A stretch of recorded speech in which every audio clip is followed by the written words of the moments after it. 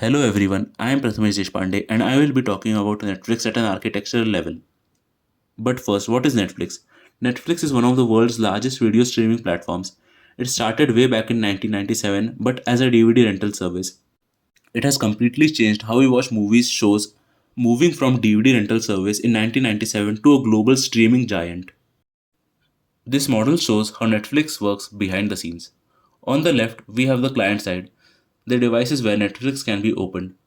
When you click on Netflix, your request first goes to the AWS load balancer. Think of it like a traffic controller that makes sure that the server never gets too crowded. From there, your request moves to the API Gateway. This is like a receptionist, which directs your request to the right service.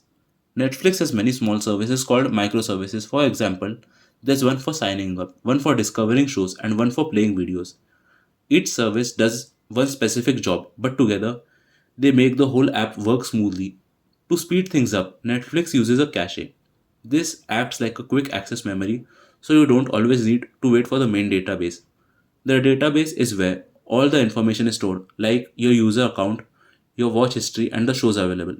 Netflix uses various tools here, like S3 for storage, Hadoop for big data, and Elasticsearch for finding movies quickly. There is also a streaming processing pipeline.